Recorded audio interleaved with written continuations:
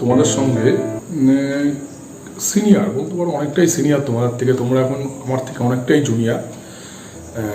সেই অর্থে তোমাদের সঙ্গে বিশেষ করে সরকারি চাকরির ক্ষেত্রে আমি তোমাদের কিছু কথা শেয়ার করতে এসেছি।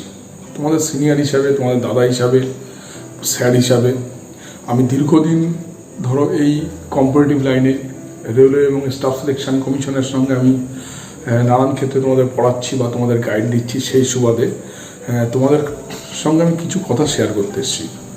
অ্যাকচুয়ালি এই পরিস্থিতিতে তোমাদের যদি আমি জিজ্ঞাসা করি কেমন আছো, তোমরা বলে ভালো নেই।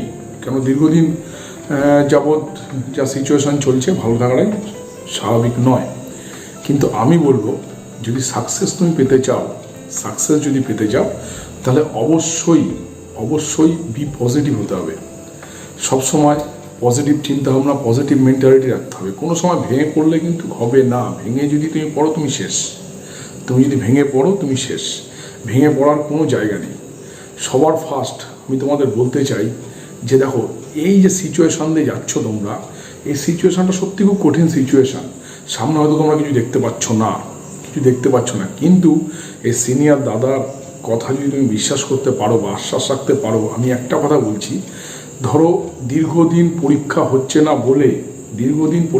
না বলে দেবে অনেকেই কিন্তু এই ট্র্যাক ছেড়ে অন্য ট্র্যাকে চলে গেছে। এর ফলে কি হয়েছে, তোমাদের কম্পিটিশানটা কিন্তু অনেকটা কমে গেছে। প্লাস নতুন কোনো ছেলে মেয়ে এই ট্র্যাকে ঢুকতে সাহস পাচ্ছে না। সেই সুবাদে তোমরা যারা পুরনো আছো, 1 বছর 2 বছর 3 বছর বা তার থেকে বেশি, যারা এই ট্র্যাকটা ধরে তোমরা চলছো, তোমাদের জার্নি করছো, তারা আমার রিকোয়েস্ট, ভুল করে ওই ট্র্যাকটা চেঞ্জ করো না। অটোমেটিক্যালি নতুন ছেলেমেয়েরা আসছে না। কিছু ছেলেমেয়ে অলরেডি চলে গেছে। এর ফলে কী হচ্ছে, আমি তো টিচার, আমি সেই অর্থে আমি ভালো করেই জানি। দেখো, কোনো নতুন ছেলেমেয়ে ফোন করে না যে স্যার পড়বো। কারণটা কি, সেই আগ্রহটা ওদের মধ্যে নেই, সরকারি চাকরি নেই সেই অর্থে। কিন্তু আলটিমেটলি এই যে করোনার যে প্রভাবটা, এটা আস্তে আস্তে কমের দিকে আছে। যদি থার্ড ওয়েভ হয়েও থাকে তাহলে কিছুদিনের মধ্যে শেষ হয়ে যাবে। কেন, ভ্যাকসিনেশন কমপ্লিটের মুখে আমরা আস্তে আস্তে স্বাভাবিক লাইফ লিড করতে পারবো। সেই দিকে তাকিয়ে আমি বারবার করে বলছি তোমাদের যে তোমরা পড়াটা চালিয়ে যাও, এবং কি যা আছে তার থেকে বেশি গতিতে চালিয়ে যাও। হট করে যখনই তোমার পরীক্ষাটা শুরু হবে না, তখন কিন্তু দেখবে দুনিয়ার সব ছেলেমেয়েরা স্টুডেন্টরা তোমার ছাপ দিয়ে পড়বে, কিন্তু তখন কিন্তু কোনো কাজ হবে না। এখন যারা ছেড়ে দিয়েছে, লাইন থেকে ডিটাচ হয়ে যাচ্ছে, তারা কিন্তু তোমাদের সঙ্গে পারবে না। সেই কারণে বলছি, যা পড়ছো তার থেকে বেশি পড়ো, বেশি পড়াশোনা করো। কারণ এছাড়া কোনো উপায় নেই আমাদের হাতে। সব থেকে সেফ এবং সিকিউরিটি যদি তুমি বলতে যাও, তাহলে গভর্নমেন্ট সার্ভিস। সে তুমি স্টাফ সিলেকশন দিয়ে পাও, রেল দিয়ে পাও, পুলিশ হোক, স্কুল টিচার হোক, যাই হোক না কেন, থাপ্পা মারা গভর্নমেন্ট সার্ভিস। এর উপরে কিন্তু তোমার সিকিউরিটি অ্যান্ড সেফটি নেই। সবার ফার্স্ট আমি তোমাদের বলতে চাই আরেকটা কথা, সেটা হচ্ছে তোমাদের সবার প্রথমে তোমার উইক পয়েন্টটা খুঁজে বের করার চেষ্টা করো। যে ধরো 3 বছর ধরে তোমরা পড়াশোনা করছো, 3 বছর পড়াশোনা করার পরে ধরো তোমার সামনে একটা ইমপ্রুভমেন্ট হচ্ছে না, বুঝতে পারছো না ইমপ্রুভমেন্ট কোথায়, ইমপ্রুভমেন্ট হচ্ছে না, নাম্বার বাড়ছে না। এই ক্ষেত্রে তোমরা সবার ফার্স্ট তোমার উইক পয়েন্টটা খোঁজার চেষ্টা করো। তুমি যদি তোমার লাইফের উইক পয়েন্ট এবং স্ট্রং পয়েন্ট, এবং সঙ্গে সঙ্গে স্ট্রং পয়েন্টটা, অনেকে দেখবে ম্যাথের স্ট্রং, ইংলিশে উইক, আবার ইংলিশে দেখবে স্ট্রং, ম্যাথে উইক, এরকম থাকতেই পারে। বা জিকে মনে থাকে না, জিকে পড়তে ইচ্ছা হয় না, জিআইতে স্ট্রং, এরকম নানান ক্ষেত্রে নানান সমস্যা তৈরি হয়। সবার ফার্স্ট তোমাদের একটা উইক পয়েন্টটা তোমার কোথায়, সেটা তুমি বের করো। উইক পয়েন্টটা তুমি যদি বের করতে পারো, তোমার সফলতার 80% তুমি এগিয়ে চলে যাবে। 80% উইক পয়েন্টটা তুমি খুঁজে বের করো। দেখবে বড় যখন একটা ব্রিজ তৈরি হয় না, তখন বড় ব্রিজের কী হয়, বড় ব্রিজটা তৈরি হচ্ছে অল্প অল্প অল্প করে পিলারগুলো ঢালাই করা হয়।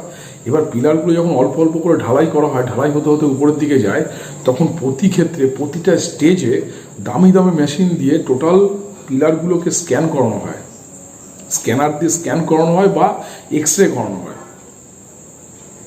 কারণটা কি, যাতে ওর মধ্যে কোনো ফাঁক ফুকর বা নিরের যদি কোনো ব্যাপার থাকে বা কোনো সমস্যা থাকে, তাহলে সেটাই ধরা পড়বে, এবং যদি ধরা পড়ে তাহলে সেই অংশটা ভেঙে ফেলা হয়। কারণ কি, আস্তে আস্তে যে কনস্ট্রাকশনটা তৈরি হচ্ছে সেই কনস্ট্রাকশনটার উপরে পুরো ব্রিজটা ধরে রাখতে পারবে না। হয়তো এখন ধরে রাখবে, কিন্তু ভবিষ্যৎ ওরা ভেঙে পড়বে। ঠিক তোমাদেরও তাই। উইক পয়েন্টগুলো তোমরা খুঁজে বের করো। উইক পয়েন্টটা যদি তুমি ঠিক মতন খুঁজে বের করতে পারো, উইক পয়েন্টটা কী হবে, উইক পয়েন্টটা খুঁজলে পরেই তুমি কী করবে, উইক পয়েন্টটা যখনই তোমার উইক পয়েন্টটা খুঁজতে পারো, আমার এটা উইক আছে, সঙ্গে সঙ্গে তুমি এটা মেরামতি করার চেষ্টা করবে। কিন্তু তুমি যদি উইক পয়েন্টটাকে যদি তুমি ওভারলুক করে চলে যাও, তাহলে যখন তুমি সাকসেস দোরগোড়ায় পৌঁছে যাবে, সেই মুহূর্তে দেখবে তুমি ওই উইক পয়েন্টের জন্য তুমি হেরে চলে আসছো, তুমি গো টু দ্য ব্যাবিলনে চলে আসছো। এবং স্ট্রং পয়েন্টটা তোমার কী কাজে লাগবে, স্ট্রং পয়েন্টটা ওইখান থেকে তোমার ব্যাট করতে সুবিধা হবে, তুমি বুঝতে পারবে তুমি কোন জায়গাটা দাঁড়িয়ে ব্যাটটা করছো। স্ট্রং পয়েন্টটা হলে পরে কী হবে, তোমার ওইটি হচ্ছে মেন চাবিকাঠি, স্ট্রং পয়েন্টটা। এই জিনিসটা সবসময় তুমি মনে রাখো। আর কিছুই মানে দেখো, অ্যাকচুয়ালি সাকসেস প্রতিটা সফলতার পিছনে তোমার কিন্তু কঠোর পরিশ্রম অবশ্যই দরকার। তুমি যদি ভাবো যে আমি কঠোর পরিশ্রম ছাড়া যদি আমি সাকসেস পাবো, এটা সম্ভব না, অন্তত স্বাভাবিক লাইনে সম্ভব না। এবার তুমি অ্যাকচুয়ালি কঠোর পরিশ্রম যদি না করতে পারো, তাহলে তুমি কী করে সাকসেস পাবে, কী করে তুমি সাকসেস পাবে? আজকে যত সেলিব্রিটি দেখছো, যত বড় বড় সেলিব্রিটির থেকে শুরু করে তুমি যে কোনো ফিল্ডের তুমি সেলিব্রিটিদের দেখো, যে কোনো ফিল্ডের, তাদের প্রতিটা লাইফ, প্রতিটা সময় তাদের কি হয়েছে, তাদের হচ্ছে তোমার প্রচুর পরিমাণে কঠোর পরিশ্রম করতে হয়েছে, প্রচুর পরিমাণে কঠোর পরিশ্রম করতে হয়েছে। কঠোর পরিশ্রম ছাড়া কোনো সফলতা মিলবে না। এবার এই কঠোর পরিশ্রম করতে গেলে কি, প্রচুর পরিমাণে তোমার স্যাক্রিফাইস করতে হবে। স্যাক্রিফাইস মানে প্রচুর স্যাক্রিফাইস আছে তোমার জীবনে, ছোটোখাটো স্যাক্রিফাইস, বড় স্যাক্রিফাইস, অনেক কিছু স্যাক্রিফাইস করতে হবে। তুমি ভাববে খুব সামান্য ব্যাপার, কিন্তু এই সামান্য ব্যাপার থেকে কিন্তু অনেক বড় রকমের ব্যাপার তৈরি হবে। যেমন সামান্য ব্যাপার আমি বলছি, কিছু কিছু তোমার লাইফস্টাইল চেঞ্জ করতে হবে, নিজেকে সংযম করতে হবে, লাইফস্টাইল চেঞ্জ করতে হবে। লাইফস্টাইল চেঞ্জ বলতে তুমি একটা পুরো রুটিন মাপা একটা জীবন ধারণ করতে হবে, তোমার রুটিন মাপা। তুমি সকালবেলা, আরেকটা ব্যাপার, সেটা হচ্ছে যতজন মানে তোমার বলতে পারো সফলতার পিকে উঠেছে, সেই সফলতার পিকে তুমি তাদের একটুখানি জাস্ট লাইফস্টাইলটা একটুখানি স্টাডি করে দেখো, দেখবে তারা কিন্তু আর্লি মর্নিং ঘুম থেকে ওঠে। তোমাদের ক্ষেত্রেও আর্লি মর্নিং কিন্তু ঘুম থেকে না উঠলে হবে না। আর্লি মর্নিং কেন বলছি, দেখো অনেকেই বলবে এখানটা, দাদা স্যার বা যেই বলো না কেন, বলবে কি, স্যার আমি তো উচ্চ মাধ্যমিকে গ্র্যাজুয়েশন কমপ্লিট করেছি, আমি রাত 3টে পর্যন্ত পড়তাম, ভোরবেলা 10টা-11টার সময় ঘুম থেকে উঠতাম, আমি দারুণ রেজাল্ট করেছি উচ্চ মাধ্যমিকে, দাদা তুমি কী বলছো, তোমার কথা ঠিক না। আমি একদম বলছি, আমি ঠিকই বলছি, তোমরা ভুল বলছো। কারণটা কি, উচ্চ মাধ্যমিক গ্র্যাজুয়েশন, এই আমরা যে পড়ার ডিউরেশন রাত 3টে পর্যন্ত পড়ি বা 4টে পর্যন্ত, অনেকেই দেখবে, অনেকের অভ্যাস আছে রাত্রেবেলা পড়তে পারে, দিনের বেলা ভোরবেলা উঠতে পারে না, তাদের পক্ষে খুব সমস্যা। এবার আমার ক্ষেত্রে আমার কথা হচ্ছে, তোমরা যদি এই কন্টিনিউয়াসলি 3 মাস 4 মাস উচ্চ মাধ্যমিক গ্র্যাজুয়েশন যখন কমপ্লিট করছো বা মাস্টার ডিগ্রি কমপ্লিট করছো, সেই সময় 3 মাস কি 4 মাস তোমরা রাত্রেবেলা ওঠো, রাত্রেবেলা অনেক রাত করে পড়ছো, অনেক দেরি করে উঠছো, তাই তো? কিন্তু এটা কতদিন, 3 মাস 4 মাস, কিন্তু এই যে কম্পারেটিভ লাইন, এই লাইনটার জন্য কতদিন লাগবে তোমার, 3 থেকে 4 বছর। 3-4 বছর তুমি যদি রাত 3টে পর্যন্ত পড়ো, আর এবং ভোর 11টা পর্যন্ত, তোমার শরীর শেষ হয়ে যাবে, কিছু থাকবে না। সেই জন্য তোমার কি রুটিনটা চেঞ্জ করতে হবে। আর্লি মর্নিং একটা রুটিন তৈরি করো, আর্লি মর্নিং 6টার মধ্যে তোমার ঘুম থেকে। অনেকে বলবে, দাদা আমার তো 6টার সময় ঘুম ভাঙে না, কী করা যায়?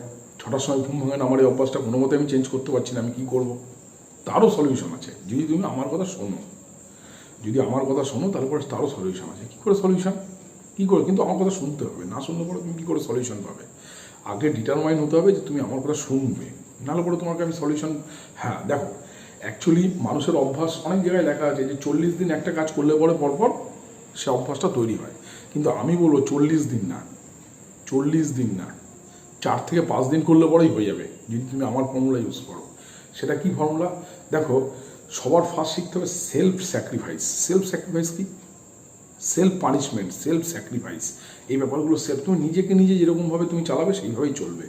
ধরো তুমি কালকে 6টার সময় অ্যালার্ম দিয়ে রাখলে, যে সকালবেলা স্যার বলেছেন যে সকালবেলা আমি ঘুম থেকে উঠে পড়তে বসবো, 6টার সময় অ্যালার্ম দিয়ে রাখলে, অ্যালার্মটা বাজলো, তুমি উঠলে না, বন্ধ করে রেখে দিলে, ঠিক 9টা, 9:30, 10টার সময় উঠলে, ওটাও কোনো প্রবলেম নেই। উঠেই তোমার ফার্স্ট কাজ হবে একটা কাঁচি নাও, নিয়ে সামনের একটা মাত্র চুল তুমি কেটে ফেলে দাও একদম গোড়ার থেকে। ঠিক পরের দিন আবার রিপিটেশান, একটার জায়গায় 2টো, তারপরের দিন 4টে, মানে জিপি পদ্ধতিতে, তারপরের দিন 8টা, তারপরের দিন 16টা, 16টার বেশি হবে না। 16টার পরের দিন তুমি দেখবে 6টার সময় ঠিক উঠে পড়বে, কারণ সামনেরটা তো পুরো টাক হয়ে যাচ্ছে, একদম সোজাসুজি, একদম একদম এইভাবে কেটে দেবে। দেখবে যখনই তোমাকে ছাত্র হোক ছাত্রী হোক, যদি এটা করতে পারো, দেখবে তোমরা ঠিক 4র্থ দিন বা 5ম দিন ঠিক উঠে হবে। কিন্তু আমার এই কথা শুনতে হবে, ডিটারমাইন হতে হবে, নাহলে পরে কিন্তু হবে না। মানে কথা না শুনলে কী করে হবে? ঠিক সেলফ পানিশমেন্ট। দেখো, আজকে তোমার কোনো একটা সাকসেসের দোরগোড়ায় পৌঁছাতে গেলে পরে প্রচুর পরিমাণে স্যাক্রিফাইস করতে হয়। আমি তোমাদের বলছি, যেরকম জাস্ট একটা, আমরা তো সেলিব্রিটিদের কী দেখি, দারুণ ব্যাপার, দারুণ ব্যাপার, তারা হচ্ছে হাইফাই ব্যাপার সব এদের। আমরা অটোগ্রাফ নিতে ছুটি, তাই তো? আর সামান্য একটা তোমার যে কোনো ধরনের একটা গ্রুপ ডির চাকরি পেতে গেলে পরে স্যাক্রিফাইস করতে হয়। আর অত বড় বড় সেলিব্রিটি হতে গেলে পরে অনেক বেশি তাদের স্যাক্রিফাইস করতে হয়।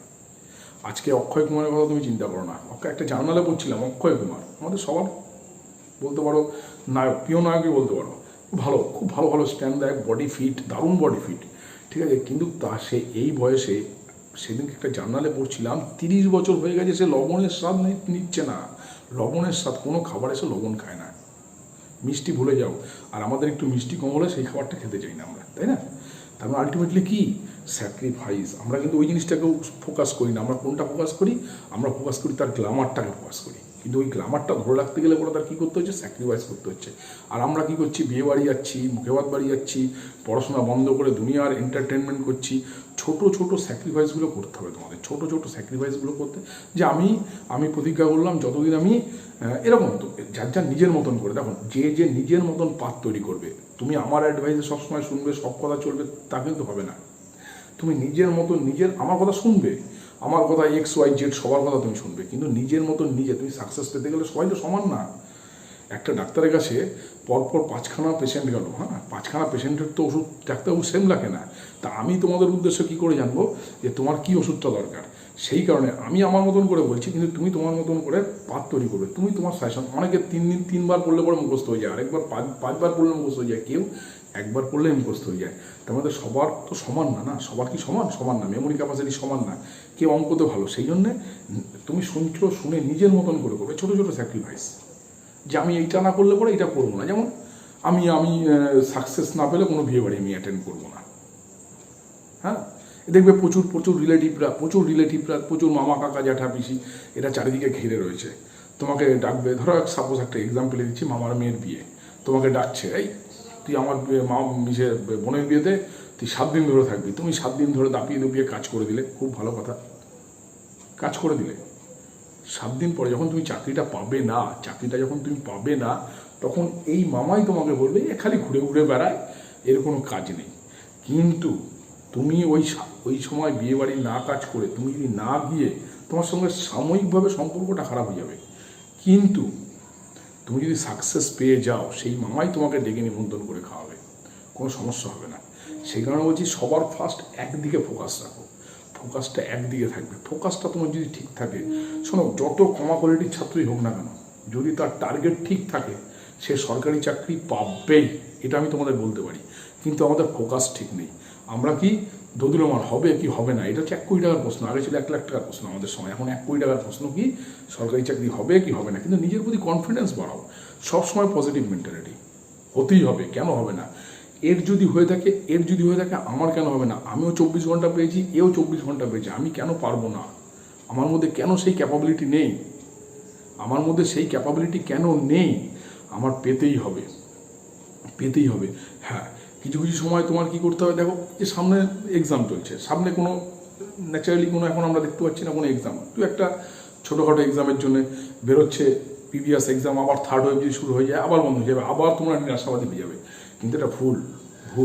যেটুকুন পারছো এগিয়ে রাখো, কারণ এই সময়টা নষ্ট করো না, একদম নষ্ট করো না। এই বলে শেষ করছি।